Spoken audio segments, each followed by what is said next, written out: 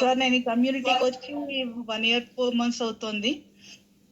యాక్చువల్గా హెల్తీగా ఎలా ఉండాలి అంటే మా ఫ్రెండ్ని చూసి యాక్చువల్గా అందరూ అడిగినట్టు నేను అడిగాను, నీకు బీపీనా షుగర్ వచ్చిందా ఏమైంది అంటే లేదు ఇట్లా అని చెప్తే నాకు ఎటువంటి ప్రాబ్లమ్స్ లేవు, కానీ నేను 58 years, సో ఫ్యూచర్ హెల్తీగా లీడ్ చేయాలని ఒక ఉద్దేశంతో అసలు అందులో ఏం చెప్తారో నా ఉద్దేశంతో జాయిన్ అవ్వడం జరిగింది.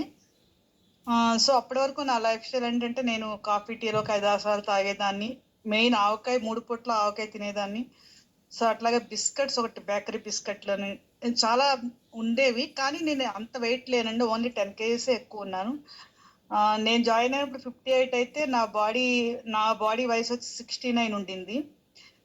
ఈ కమ్యూనిటీకి వచ్చాక నేర్చుకుంది ఏంటి అంటే డెడ్ ఫుడ్స్ అంటే వినడానికి కొంచెం అలాగా ఉంటుంది, అదేమిటి అంటే మన బాడీకి అవసరం లేని ఫుడ్. అది అప్పుడు మనం హ్యాపీగా ఫీల్ అవుతాం తినడానికి, కానీ తర్వాత దానివల్ల మన బాడీకి ఏమీ యూజ్ లేదు అన్న విషయం తెలుసుకున్నాను ఈ క్లాసెస్ ద్వారా.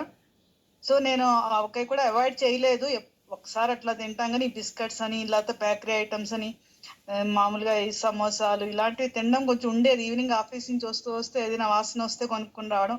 సో ఈ క్లాసెస్ విన్న మూల అవన్నీ కూడా మానుకోవడం జరిగింది. అంటే అవసరం లేదు అని మానుకోవడం అంటే వేరే ఉద్దేశం కాదు, అంటే అవసరం లేని వస్తువులు అవాయిడ్ చేసి కూరలు తినడము, కీరా క్యారెట్ తినడము, అట్లాగే వాటర్ ఎట్లా తీసుకోవడము, ఇవన్నీ నేర్చుకుని నేను హెల్తీగా నా వయసు 59, నా బాడీ ఏజ్ ఇప్పుడు 61 వచ్చింది. సో నా ఐడియల్ వెయిట్ లో ఉన్నాను. ఫ్యాట్ ఒకటి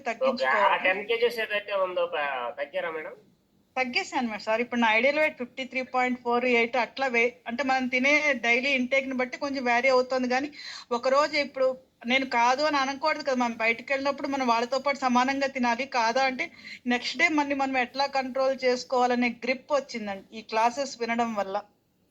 very good madam. Thank you.